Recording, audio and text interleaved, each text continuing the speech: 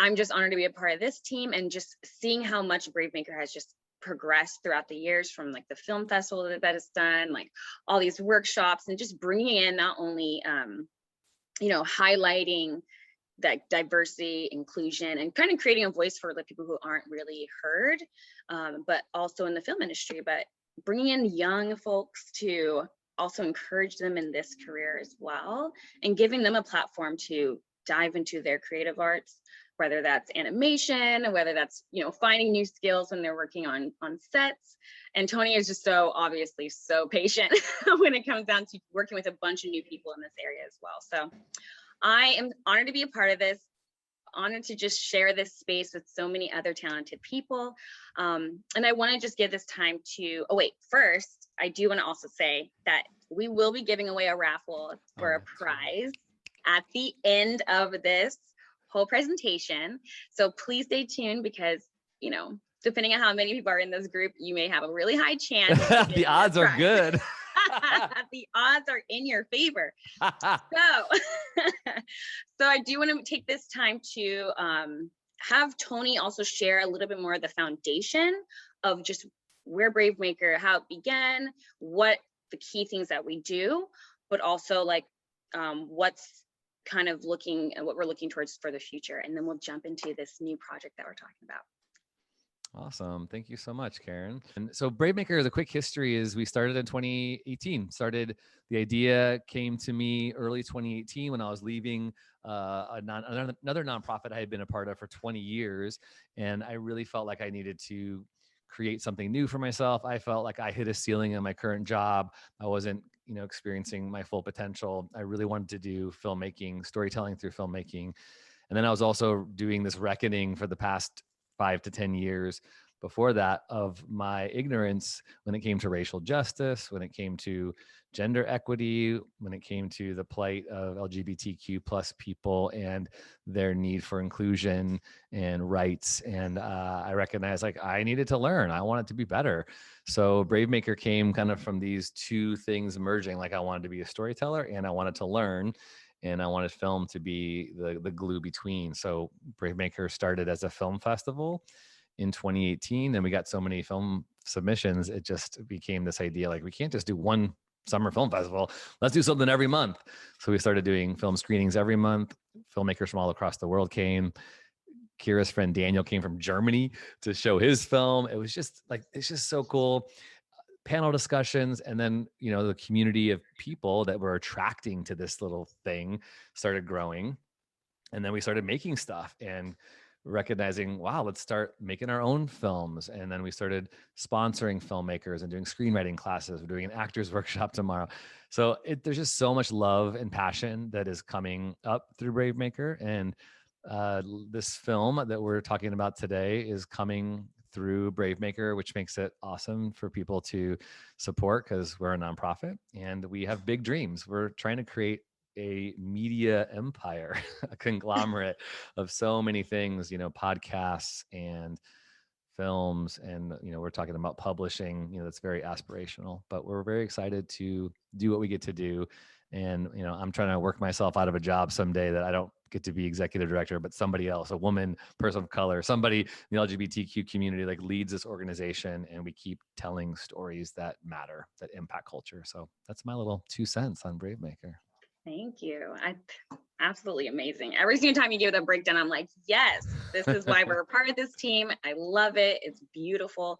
And you're very open about it. One of the things about, creating having a stance for some of these hard issues is being vocal about it and being very transparent in that area, because there's a lot of organizations that don't put that in the forefront, like, hey, this is what we represent. So I strongly appreciate that. One of the things that Tony did not mention is he has been staying consistent during the time of COVID-19 to make sure he's checking in with it, like whether it's volunteers or his team, to just have these Zoom calls to be like, hey guys, what are you working on right now? What are you passionate about? Like, what do we need to do to give you support? And that is something that has been absolutely beautiful, to be able to still create things during a time of a global just pandemic, and to also just keep sparking that type of creativity in youth and adults.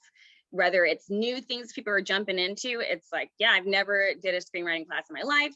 You need to be in the class. And so that has been very, very encouraging for every single person who's been a part of that. And we've been hearing feedback. So I really wanted to share that because Tony's not going to be the one to say it about himself, but Thanks, he Karen. has definitely been a trooper and encouraging like the rest of the team to keep pushing and striving forward. So I do want to take this time to introduce the team that we do have for Last Chance Charlene.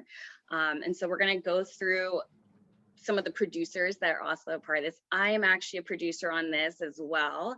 There's a lot of work that goes into just creating a film crew and this whole production. And so I do want to give the floor to Jessica, if you wouldn't mind going first in this, to just introduce yourself, share, how you came a part of Bravemaker and like why you're so attached to Last Chance Charlene and, just your experience.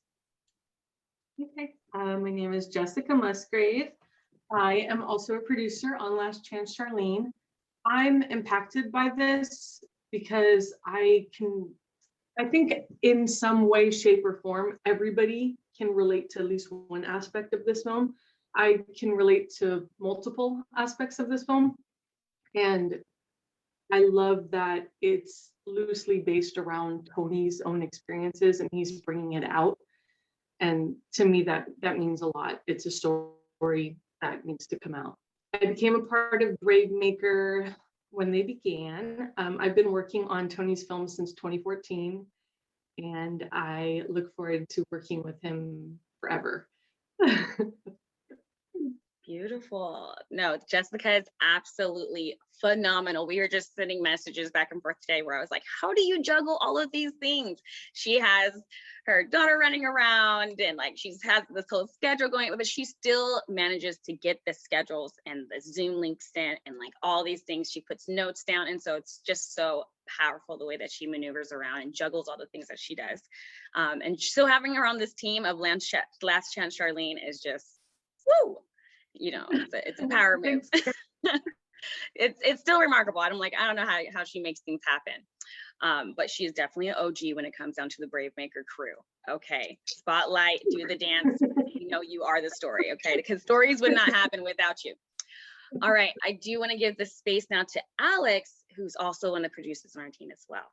Yes, hello everyone. My name is Alexander Gonzalez. I am also a producer on Last Chance Charlene. And Karen, you mentioned that Tony is the type of person to just help out as many like filmmakers as he possibly can. And I can definitely advocate for that. I've been with Bravemaker for only like maybe not even a year yet, like almost a year or whatnot. But I met him because my film was a part of the Bravemaker Film Festival, and then he started inviting me to sets, and now he's through Bravemaker, I'm now a fiscal sponsee to help pitch my own project. And Tony's just been there every step of the way. And so he's just passionate and willing to do literally whatever needs to get done to produce as many different films as possible, to produce as much and as many projects, like anything. And so when he asked me if I wanted to help on this feature film that we're getting off the ground right now, it's like, yeah, dude, of course, like I'm going to help you, like in whatever way you just name it, So I'm really happy to be a part of the team, happy to be learning a lot on the way as well, because this is actually the first feature film I am a part of. Have had a lot of experience with smaller casts and whatnot, but I'm really excited to get some experience, especially through Bravemaker and especially through Tony, because this is an important story to tell. And not only that, I think one of the things I'm most excited about is how diverse this cast is as well. I mean, we're going through the casting process right now, and I'm seeing the diversity, and I'm like, ooh, yeah, I love seeing that. It's all in the good name of Bravemaker. So I'm really excited to be here, and I'm really excited to be attributing to the team in any way I can. I love that. Thank you so much, Alex. Alex's energy, I mean, we haven't got to know each other for super long, but there's something about, I feel like when he pulls people on board, like there's definitely a vibe check. You know what I mean? Like, hey, can you be a part of this crew? How is your energy? And we absolutely love that, because Alex jumped right in the game, and I was like, yo, his vibe and his energy is on point. Even if he's on messages or shooting in LA, like he will make sure he responds to stuff and gets things going. And he asks the right questions, like, how are we going to do this? I think one of the things I really would love if you can kind of elaborate on is like what, the importance of COVID-19 and like skeleton crews, Right. and what does that mean like on the production side of things that, are. Yeah, of course. I mean, while there's all these vaccines rolling out, and we're going to make sure that our crew and the people that we work with are vaccinated if they can be, if they want to be, but at the same time, we still have to treat this set as if the pandemic is still going on, which it is still going on. And, working with Tony, doing a bunch of different shoots, like you mentioned earlier, how we've been very active and still producing projects during the COVID-19 era. We've also been very safe as we possibly can be. And that, it comes with social distancing, that comes with gelling in and gelling out in terms of like hand sanitizer and stuff like that. We're going to make sure that we apply all the, like everything that we learned from those shoots onto this shoot as a feature film project. Because, we're going to be filming this for a little bit, for a couple days, a little more than a couple days. So we just want to make sure that everyone is as safe as we possibly can be. Because, the worst thing we want is for anyone to get sick or even like to get hurt. It's like, if you're on any type of shoot, you don't want anyone to trip over like a gear, like a C-stand and fall over. It's like, we should treat that the same way. Like, we don't want anyone to get sick, so we're going to make sure that everyone is as safe as possible and be very aware of that as well, because, it's very important to be aware of people's safety. So yeah, Absolutely. Definitely.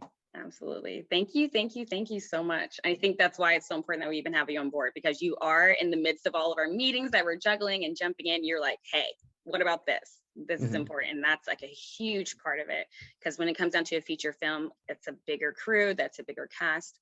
And so that's super important. So one thing, I feel like I didn't get to really introduce myself as a producer before I bring in the amazing director, of course.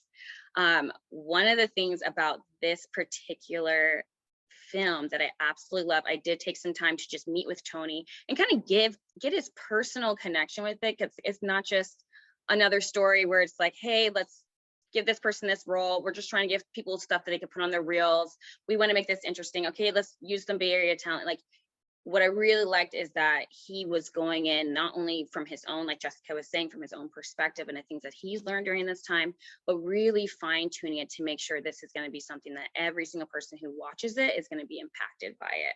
And so one of the things that I did love about it most is that he did make all these different characters super diverse, different backgrounds, where like one person, I can name something, he'd be like, oh, this is what their meaning is, or this is their story. Like, every single character has their own story, which is super exciting from the actor's perspective. And that's my background as an actress. I love to jump into a role knowing like, hey, what's the backstory of this person? How do I need to show up in this space? And that's something that he put so much energy into. And when it comes down to this script. And so I want to take this time. And for me, I'm like, hey, anything that has to do with really talking about real social issues, especially with the Black community, especially with, the struggles of being a female actress or being a female writer or being in this artist industry, I think is just super powerful. So for me, I jumped on quick, and I'm honored to be a part of this project. So I do want to take this time to introduce Tony and have him share his part of this. And yeah, go ahead and take the floor. First of all, y'all make me feel so good. Thank you for the hype. I didn't pay these people to say that, did I? I don't think I did, because that felt so good. So yeah, much love to you all. Yeah, it actually makes me a little emotional when I think about, like, I'm just trying hard to do something good and bring as many people along the way who are willing to do it. And my imposter syndrome kicks in because I hear those things. I'm like, what? No, that's not me. I'm nothing. I'm just a little guy trying to scrape to the top and help everybody else scrape to the top as well. So it just feels good to work with you all and feel that love. So I really appreciate that. To all of you, really, thank you. Yeah, so we are recording this because for those of you who couldn't make it live, we're hoping that you are able to watch this. And for those of you who were not planning to be here, we could share this as a YouTube link for people in the future to learn more about Last Chance Charlene. So here's the log line. Log line is like the fancy word that screenwriters talk about when they give their elevator pitch. But when a actress and screenwriter deals with the death of her brother by suicide, she has to make sense and reconcile her family her faith and her career. And that's kind of the gist of the film. Is I actually wrote it. I started out writing it in December, and Deanna, who's on this video today, is in my writers group, and we've been meeting every Friday since, I don't know, maybe August, and it's been so cool. But it was originally called Last Chance Charlie, and I was going to act in it. I was like, oh, it's going to be my little starring vehicle. And I started thinking about these conversations, as Karen was saying, like about, equity and when it comes to what I'm learning about how challenging it is for a woman to be in the entertainment industry. And I was like, you know what? I don't need to be the leading role in this film. Let me, how much more interesting would it be if it was a woman, who was dealing with the loss of her brother? If it was a woman who was trying to make her first feature film and get into the industry, and it just made it more nuanced for me. Cause it's been hard for me. I'm a white dude, supposedly, who's not supposedly a white dude. I am a white dude, but supposedly it's supposed to be easier for me. And it is in a lot of ways. I don't, say that, lightly. But it's still been like challenging. I'm almost 46 and I'm still hustling and trying to pay my rent and feed my kids and all this kind of stuff. And so it's hard. If it's hard for me, it's hard for women. It's hard for people of color. It's hard for the LGBT community. So all that to say, I thought it was a challenge to switch it up and write for someone else. And I like writing for women. It's cliche to say have strong female characters. I mean, every character should be strong, no matter what gender they are. But it was really fun to put Charlene in this space. And then I was doing a proof of concept, which is basically like a teaser for another feature film I'm working on that was a little bit more out of my price range for the first feature. And I was working with this actress, Allison Ewing, who I've worked with many times. And I was watching her in early December on this other set. And I was like, oh my gosh, she could play Charlene. So I started writing it right around her. And it was just super fun to see how it all developed. The story is really personal to me because I lost my grandmother in 2013 to suicide. I lost a really good friend of mine named John in 2001 to suicide. So over the course of a decade, losing two significant people in my life, I am still feeling the trauma of that grief and that loss and the ways in which they happened. You never recover. And so the film is about a woman who's, she's an actor and actress, and it comes on the heels of the pandemic. So the pandemic is a character in the film, if you will. It's just on the other side of vaccinations when people start to remember our hope is eventually living life without masks. So, but they still reference the fact that they were coming out of a pandemic and people are dealing with that trauma. Charlene is dealing with the fact that her brother has taken his life and left behind his widow, whose name is Ayla, and she is a Black woman. And so here's a white woman, a Black woman who are sister-in-laws. And part of the story is their reconciliation of how they deal with their grief of losing their mutual loved one, but also coming out of the racial injustice that happened in 2020 is Charlene has to process her ignorance, because I was processing my own ignorance. So in the film, Ayla and Charlene are talking about the protests and talking about the riots and all the rhetoric that came against the Black Lives Matters movement. And Ayla also happens to be pregnant, and her brother Dominic, who took his life, never even got to know that he had a child on the way. So we're playing with a lot of themes. I cried a couple times writing some scenes. And by the way, we're going to reveal in this session one of the roles that it's not official in paper yet, but I talked with the actress at length last night at like midnight. And I'm really excited to be able to tell you who it is. But so the film is a really special story that kind of aligns and interweaves all these different things. So those of you who love the arts and kind of love a story that shows how hard it is and deals with the ridiculousness of the Hollywood industry, and there's a scene where Charlene is pitching her project and he's, oh, it's so good. Even the audition tapes on this role are so good. She's sitting across from this guy who's like eating a sub sandwich as she's like holding you know, he's looking at her script. This is the Last Chance Charlene script right here. You know, he's like eating and slobbering over the script and like, what's with the drama? This is too artsy fartsy. You need to get some gay people in this movie. Like, how about some disabled people too? Like, that's trendy. And she's sitting there kind of like looking at him, you know, like a deer in the headlights. There's really laugh out loud moments with just the ridiculousness of the entertainment industry. And then there's really endearing moments with Charlene and her mom as they process not only that they lose their brother, but they lost their dad 10 years ago to cancer. And so this circle of grief, we lightly touch on the cycles of grief. Charlene happens to be married to a social worker, which doesn't make it easy for her because she feels like he's always giving her the things to do. And she's like, I'm numb.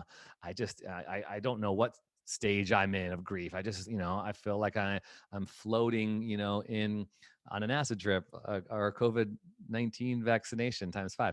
So we try to play with a lot of that kind of stuff. And my heart is to normalize the conversations, talk about religious stigma, kind of ridiculous things people say in grief, like they're in a better place, or even the opposite. When someone takes their life, there's a lot of people who think they go to hell because of some ridiculous, horrible, bad dogma that they've been taught. And we deal with that stuff. So I'm really excited to see this movie come to life. We have 13 days scheduled in June, and we're trying to raise $50,000, which isn't a lot. It sounds like a lot, but it's not a lot when it comes to making a film. So the goal is to get people to see the vision of the film, to talk about all these issues, and also to support artists. We're going to be paying people a day rate. It's not going to be a big day rate, but we want to give what's called all favored nations in the entertainment industry. Everybody gets paid the same thing, whether you're an actor or a DP or a PA, everyone makes the same rate. And we want to, you know, raise funds to do that and raise funds for the editing and the music. And if we film this in June, we could probably submit this to Sundance. Not that that's the end goal, but it's a goal. And we'll also see it hopefully by the end of 2021 in some capacity, or in the beginning of 2022. So I know we're going to do some questions and answers, you know, questions and response. If anybody has those, I'd love to invite you to share a question in the chat or whatever, but we're happy to keep talking. Because Tony, that was absolutely amazing. That whole breakdown of the film and all those little small things. Like, as you were talking, I totally was cracking up, like with the director eating the sandwich and everything, like during the pitch and everything. I was like, the way that was written out was just so well. I was cracking up. And in the moments where there's a couple of substances that are taken, and just the comedy in the midst of it was so well written. But one of the things that I feel like is so powerful about this thing is, like, it comes towards the end of COVID. Like, not only is Charlene having to deal, like what you're talking about, with the loss of the father and now her brother, but this is also during a time where a lot of people are grieving from a lot of the losses just from COVID-19. It's like, it's already super heavy. So I love that this script is already kind of has the comedy and touching on like the things people, the cliche things people say when it comes down to someone losing their life, and how there's not a sense of empathy and sympathy in the connection with that. But learning how to process that grief and kind of sit in it, because it's something that we don't just easily get over. And so I wanted to just kind of dive in just a little snippet, because I know you said that you were writing a script, you were definitely in your feels a little bit in the midst of that. What is one of the things that you feel like from your journey of grieving and your time of processing that you latched onto that and actually put it in the film? I don't know if you can share just like one thing that you wanted to allow Charlene to actually go through and be like, okay, that was like a big move for me. I want to kind of put that in there. So my faith, I practice Christian faith, just in a very, I say loose, but also deconstructed way. Like, I don't want to be fundamentalist, and I definitely don't want to be someone that is stereotypical, judgmental, because I know that word can carry a lot of connotations. That said, when my grandmother died in 2013, I was working with a church, and I just heard some ridiculous things that people literally said to my face about my grandmother. Like, somebody literally said, your grandmother's in hell, and you need to tell people that that's what happens to people who and I don't like this phrase, I don't ever use it, but we address it in the film, commit suicide. You'll hear me talk about died by suicide. Committing, is such, it's like criminalizing, right, and villainizing people. So I have had to really heal through that. I see the same guy. He lives in the city that I live in. I see him, and it just triggers me. Like how cold could you be? Even if you think that, why would you say that to somebody? So that's in the film. And I try to be the first to admit I don't know everything about spirituality, about religion, about Christianity, or anything. I have some thoughts, but I have lots of doubts, lots of questions. And we try to explore that in the film too, that there's all different ways that people experience God and in spirituality. And Charlene doesn't really have any kind of connection. She kind of sees her mom, who prays in a Catholic way, like with these little beads called a rosary. But she used to be very dogmatic and fundamental, but she's also shifting too. So that's embedded in the story. And there's a scene where a church lady approaches Charlene, and Charlene literally says, "Go to hell," like that. But at the end of the film, spoiler alert, she just warms up in a way that says, "You know what? Don't give up. Don't give up on us. I might see the God differently, or your God differently, but you can keep praying for us." Sure. Because sometimes when someone says, "I'll be praying for you," it's like judgy. And Charlene, in her journey, learns to like give grace to people, even stupid people who say stupid things. So I like that that's part of the film. I love that. That is really good. And I love how you just put that a little bit of comedy connected to like the realities of what the things people it just rolls off their tongue. We see something that happens, people are quick to send messages, but there's not necessarily a deeper thought and a more connection behind that. One other thing that I feel like was a very important part of this was the social justice stuff. And, there is the protesting going on and things like that. And so I wanted to know, like, from your learning experience, because we're able to tap in and jump on your train and go on this with you.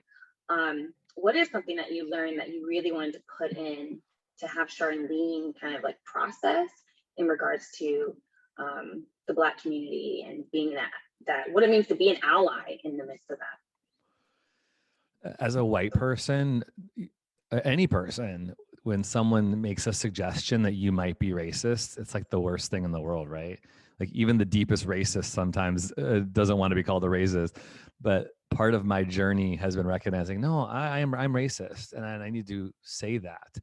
And the language I've adopted because of what I'm learning in this space is I want to be anti-racist. And I don't get to call myself an ally. I need to do the work of being an anti-racist, of elevating Black voices, of admitting where I've gotten it wrong. Brene Brown says, I'm not here to be right, I'm here to get it right. So being quick to say I'm wrong, being quick to say, I missed an opportunity to listen. And so Charlene has to do that same thing, because what is the most important thing to me is for somebody else to recognize you are being an ally. I don't get to wear the shirt that says ally. Somebody else gets to call me that. And that's an honor that if I live up to it, that I get to be bestowed upon. But if I don't, then I don't. And so Charlene has to reconcile that with her sister-in-law, Ayla. Like when there's a line that says like, gosh, it feels kind of shitty. It feels like, I'm a racist.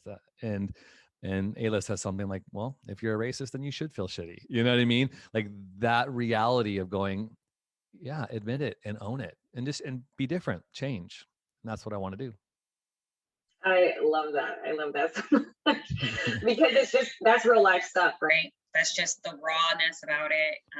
From the phrase you just said, like, yeah, I don't think no one likes that feeling. No one likes to be called certain names, but it's the idea of doing the work and putting that into that. So I think it's gonna be beautiful to just see that whole experience being played out. So thank you so much, you guys, for just sharing all that. Thank you, Tony, for doing that. I do want to have Jessica and Tony just kind of share the floor on sharing the budget and the whole breakdown. I think Tony started to kind of touch on it a little bit about what we're looking for in regards to funding this project, because we want to make sure everyone a part of it does get some type of stipend, because we're all creatives and we all put our hearts and love into a project. So go ahead, Jessica and Tony, just take it away. All right, thanks, Karen. Thank you. Okay, so For this film, obviously, we are looking for people to attach themselves to the film, become a part of it, making it happen, sharing our story. And there's different tiers that we have for the sponsorship and donations, all of which are tax deductible through our 501c3 Bravemaker. Level 1 is $20,000 at executive producer credit. Level 2 is $10,000, which is co-producer credited in the film. Level 3 is $5,000 as a special thanks in the film.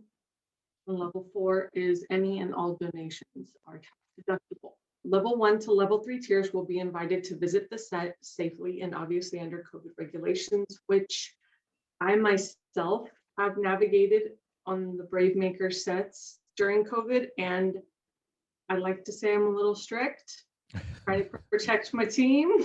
So, but again, it's all necessary. Exactly. Like you said earlier, Alex, we're going to treat everybody as if nobody's vaccinated. We're going to protect everybody. And special accommodation can be made for cameo appearances in the film and walk-on roles within scenes for those who partner with us at level 1 and 2. Tony, did you want to continue? Yeah, I mean, my MO is always, make stuff and attach yourself to people who are making stuff. I always tell people, because I know some of you, you're here because you know people who might want to donate, or you yourself might want to, or you're like, I don't have that kind of cash, and that's totally fine. There's absolutely no pressure.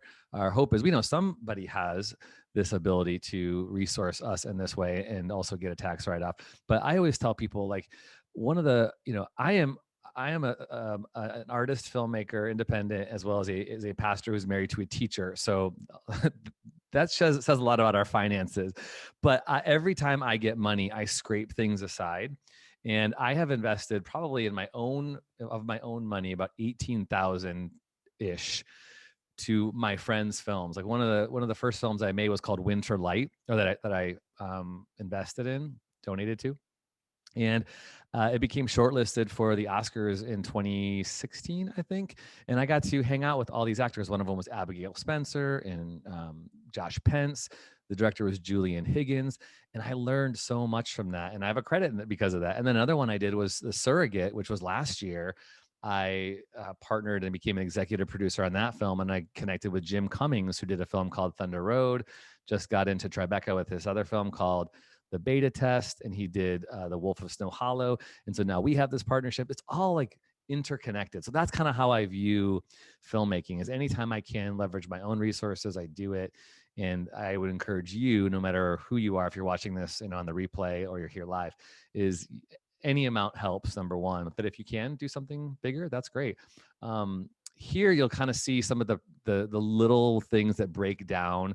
We're trying to, I think it's now at 13 days, so might be adjusted, but we are trying to make sure we could pay everybody a day rate. So here's, some of the ways that the finances break down a little bit. Like, we're trying to raise around $55,000. Basically, if we gave $250 per person for 14 people, that's what it would look like per day, $3,500 per day. So these are just some of the ways that the budget is breaking down. These producers on here all know, like, they're not doing it for the riches. They're doing it because they believe in it, the vision, and I appreciate believing in me, but I want to pay them too. I'm not taking a salary for this. I am, just doing this because I love it. Someday I'll be able to take a salary, but I am not on this one. And we're trying to leverage as many free things as possible. We're shooting at my house. We're shooting at the main actor's house, Allison. We're shooting at my neighbor's house. I will be the king of asking people for favors. So we could make a $50-some thousand film, which again is considered a micro, not even low budget, micro budget. But I think it can be done. I think we're going to do something we're really proud of. And if we get more, then we'll just invest it into the screen, to putting things on screen, to the wardrobe and the props and other stuff, and being able to have an amazing post-production with great sound and coloring and music. I really think this is going to be a fun film. Okay. And don't forget, I told you, I'm going to tell you who.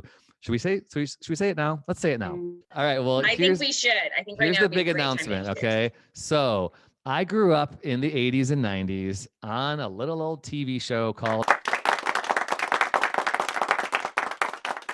some really cool levels and related. And we chatted for like an hour and a half last night. It was so beautiful. And thanks to my friend Jeremy Valdez, who connected me with her.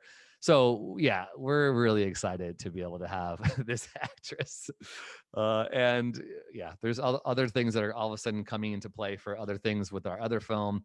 Side note for Jessica, Thorns, this idea to even connect her into that film down the road. So who knows what could happen. So exciting stuff. Yeah.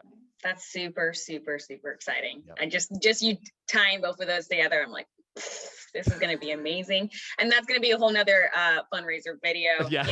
we can touch on in regards to that budget as well.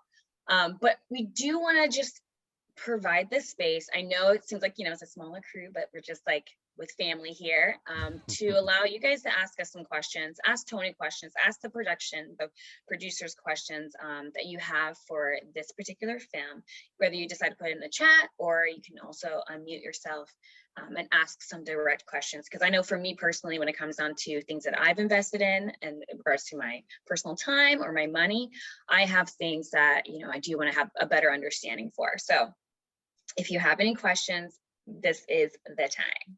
Thank you. Hey guys, Mai here. Just wanted to kind of introduce myself a little bit. I got referred to Tony by a friend, and she told me to check out what he's doing, because I've been looking to kind of get into film and kind of want to be a part of it somehow. I know nothing about the production of film, so I'm like the definition of a newbie. And so, but I just love it so much, and just love being around artistic people and writers, and kind of want to just be a part of that process. And I feel like it's sort of a calling that I just need to answer. And so that's why I'm here. And I just listening through everything, and I'm just like in awe. So all of my questions, I have them, but I'm just too in awe to like even try to ask them right now. So I'm gonna hold off my questions for a little bit. But hey everyone. That's amazing. Right on, Mai. Thank you. Welcome. Nice to meet you, Mai. You're awesome. Any questions are absolutely okay. There is no more experienced questions or lower experienced questions or this level question. This is, like we said, it's a safe space. There's so many different people who've jumped on this team with one role in mind and have found themselves doing the complete opposite at times, because we're all learning and just experiencing in that way. So Mai, if you do have a question, go for it. The floor is yours. Okay. Well, Karen, you opened the door. Just kidding. No. Actually, my first question is for this particular film, like, how did you what was the process you guys went through from scouting like locations and finding the cast, and like what was kind of like the criteria that you guys put together? Or is it the same for all movies, or is it different for this particular movie? Either Tony or Jessica. Yeah, and you all can chime in. We're still in the casting process. So sometimes, in this process, you just, someone's right for the role, and then you make an offer for them. And in her case, you're not going to make her audition because she's who she is. But we are also casting people through SF casting. I'm sure, Kira, you're very familiar with that as an actor in the Bay Area. So we put out breakdowns, which is basically like a little blurb on each character, what we're looking for. Then people submitted their headshot and their resume. And then this team right here went through all of them, picked who we wanted, and we asked them to then send us a self-tape for our first audition. We already went through all the first auditions, and now we're doing callbacks via Zoom in like 2 weeks. So that's part of that casting process. But all of these are, they're all subjective along the way, just finding the right person. There are a couple of people that I have reached out to that I would like to be a part because I think they'd fit in the role. So it's always different. Every project is very different. Like, I wrote this role, for Allison after working with her. This business is very, very relational. That's why these kind of things are super important.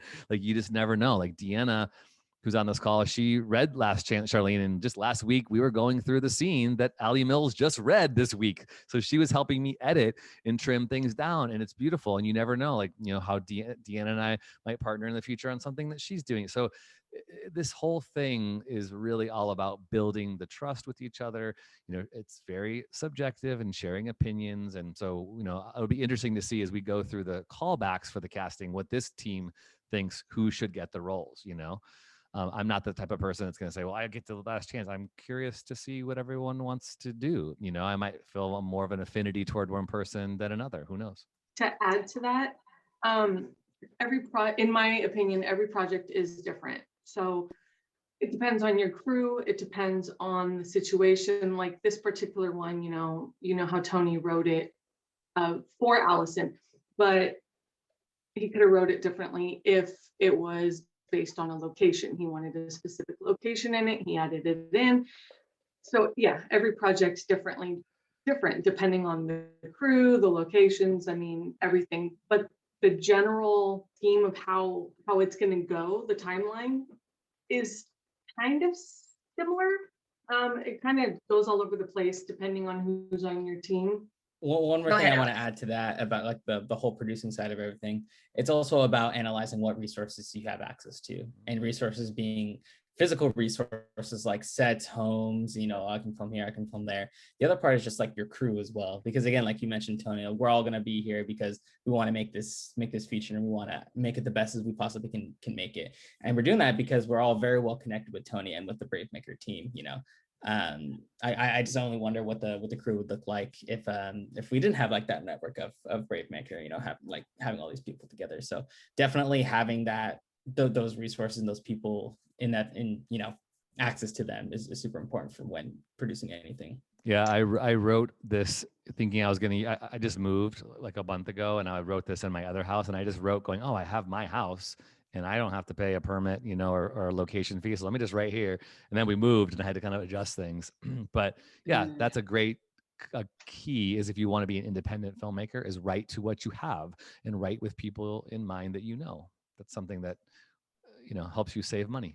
Hopefully that answered your question. I think one other thing you asked was like about the scouting and the looking, because for instance, like there is a graveyard scene that we have in this film. Like people have to go and reach out to certain, you know, companies or corporations and things like that to make sure, you know, we get some of those locations. So I don't know if you want to touch on that a little bit more, Tony.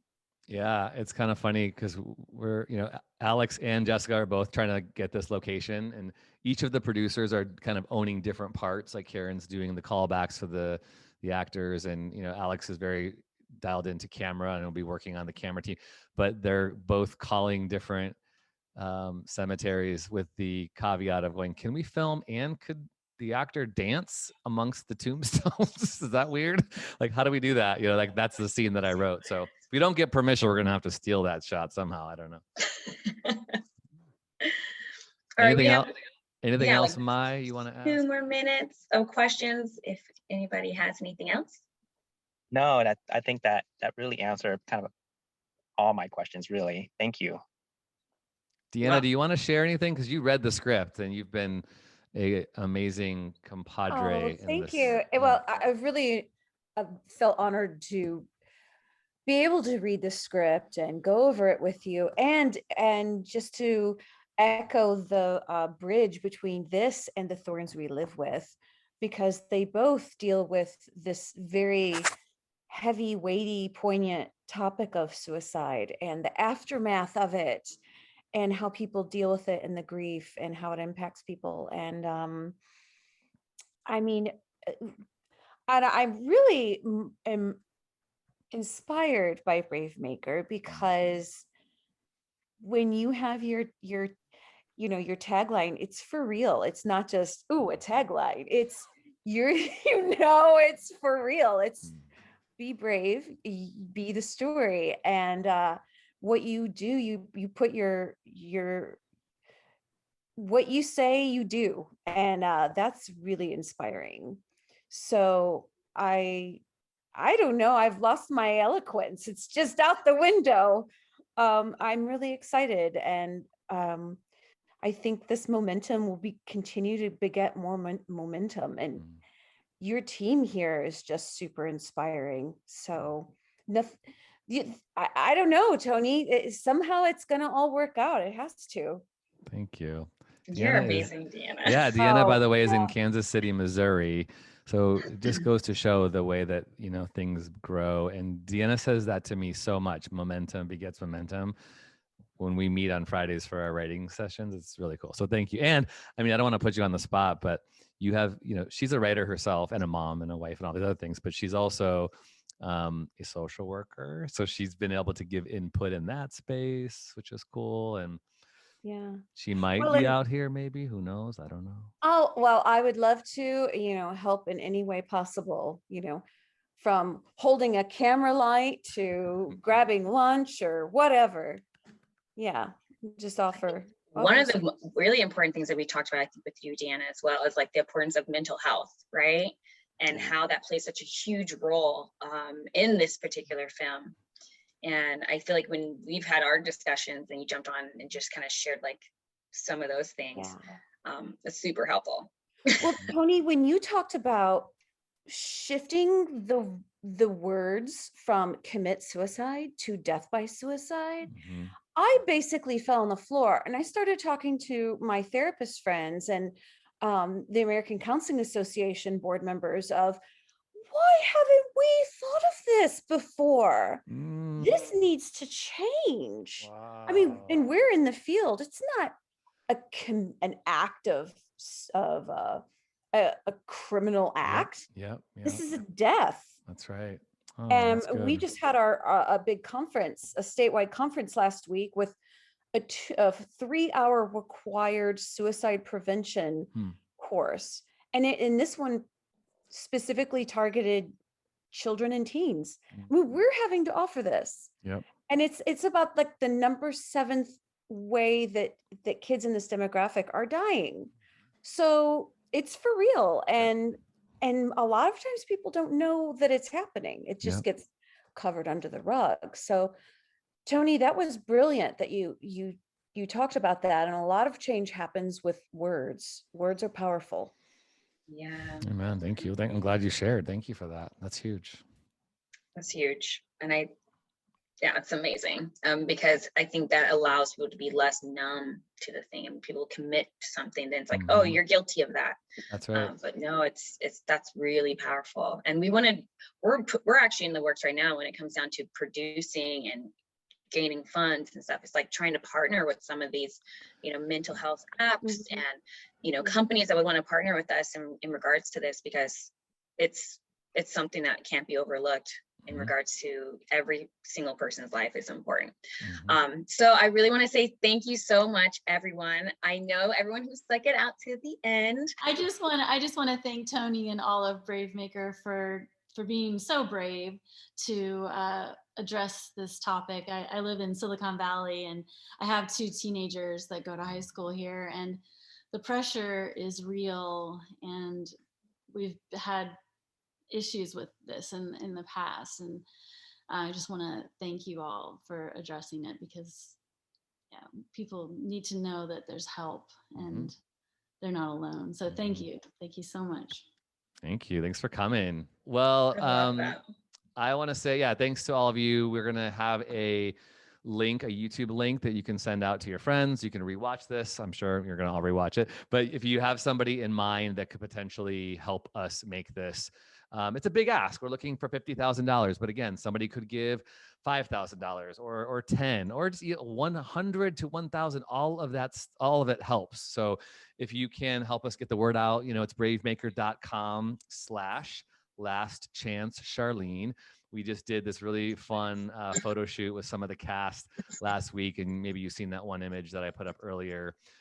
So we're going to be sharing some more of those little teaser promos that'll look like this. And I'm just in love with this image. This is like, for me, I was describing, when you're going through grief, when you're dealing with the death of a loved one, it just feels like life is, maximized. It's out of focus. You feel like you're not in your body. And this little simple image with all these different colors really felt like it gave the vibe of what Charlene is feeling and who she is. And we're going to see some more of these type of images coming up in the next month as we raise funds. So if you can share that, that would be awesome. All the information is here on the site. People could even click right there, the little orange donate here. They could click right there. If you want to talk to me privately about some thoughts, like, anything, you have stocks or you want to, whatever, like donate a boat. I always see those like billboards, donate your boat to help this nonprofit. I'm like, can we do that for Bravemaker? I don't know. So Well, even catering needs or yeah, location. totally. If you know somebody who's got a food truck or whatever to feed the crew, you're right. All of those ways could help us make this foam. So yeah, thank you so much. Thank you to the producing team. I feel like I'm giving my Oscar speech. Thanks for the producing team, for Jessica Musgrave and Karen and Alex. Thank you so much for all your support. No, really, I really appreciate it. And that's all I got. You think of us and think of all your friends that you can just send this information to and that would be interested in joining our Brave Maker team and making all of this come about. So thank you again for this time, and there will be more events in the future. This is just the beginning. So if you don't follow us on IG, you can find us on there. All that stuff's on the website. And yeah, we look forward to the future. All right. Thanks, everybody. Bye, Deanna. Bye, Thank you so Kira. much. Bye, Mai. Ramel. Bye. See you. Bye, you guys. Thanks, guys. team. Bye, Happy guys. Friday. That was fantastic. So good. Feliz. Bye.